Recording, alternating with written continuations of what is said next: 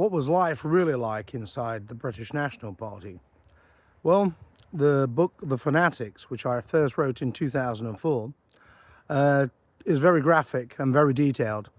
We're now on the sixth updated edition, fully revised, and quite frankly, I'm not able to explain these things on YouTube because of the algorithm, and we'll know what that entails, quite frankly.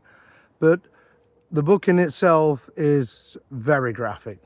You know, it explains truly in shocking detail, quite frankly, what life was like inside the British National Party, and also the progress through, I guess you could say, the diversions to get to the British National Party. Obviously, it covers in depth the background issues with Ian Stewart and Blood and Honour, and also the near fatal experience I had with the British movement, and how to this day, over 35 years later, some people are still so desperate to conceal what happened on the 20th of January 1990 at the Monday Arms in Ilkeston, Derbyshire. And the reason why? It's all explained in the book. It's all explained in the book. That's why I can't put it on YouTube, because of the algorithm, because it is so graphic and so honest and so very detailed. And in truth, the issue with all social media platforms, you know, and people can even talk about Rumble in actual fact, you know, there's a great deal of sensitivity issues there as well, all over the place.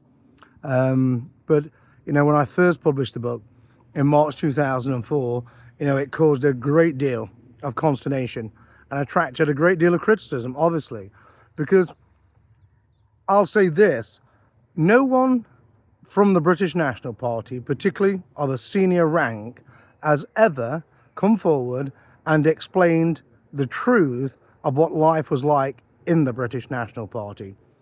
What material they have produced, it glosses over the direct action completely and all the internecine conflict. You know, I don't intend to do that. They argue that I've done a disservice to the British National Party and to nationalism in general. I argue that their glossing over all of these facts does no one any good whatsoever. It particularly doesn't help young nationalists today trying to avoid all the pitfalls that were so evident in the British National Party in the early 1990s, in actual fact, during that horrible conflict, you know, 1991 to 1994, quite frankly. You know, it was absolute bedlam, chaos. Truly, it was absolute chaos. And it was orchestrated chaos, you know, and it was a miasma of intrigue and backstabbing and betrayal and dirty tricks.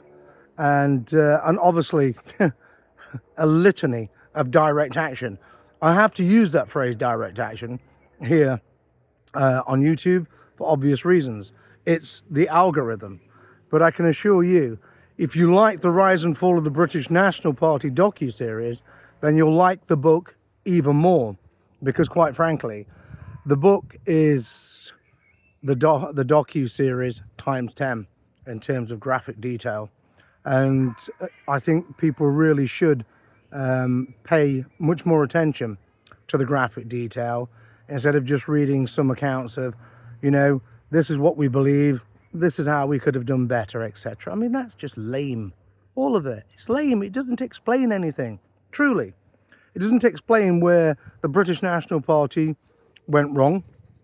It doesn't explain in any way, shape or form why the British National Party got locked into a direct action battle with the far left for several years and couldn't break out of it, in actual fact, until, you know, the far left was blunted completely, quite frankly, and then began almost immediately thereafter another orchestrated civil war engineered by Special Branch and MI5 through Charlie Sargent and C-18.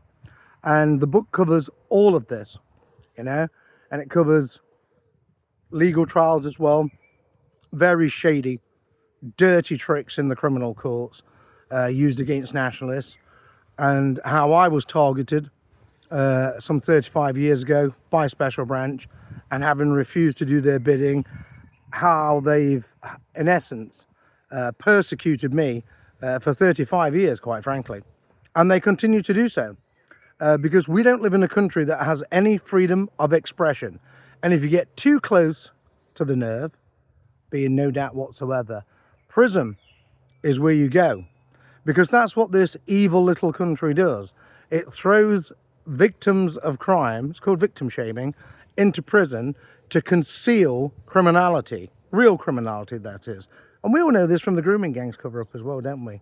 But it's not just the grooming gangs, it's endemic across British society. And so I would say this, you know, what was life really like inside the British National Party? Well, read the Fanatics and you'll understand, you know, what we went through, or what we had to go through by volunteering to join the BNP.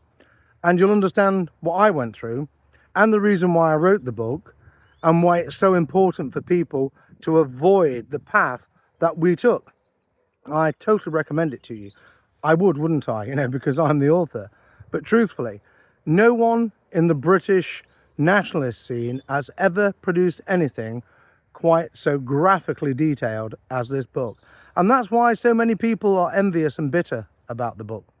But it's entirely up to you. You're under no obligation to buy it. But if you want to have a very serious understanding of British nationalism, full stop in actual fact, then read the book. I assure you, it's something you will never, ever forget.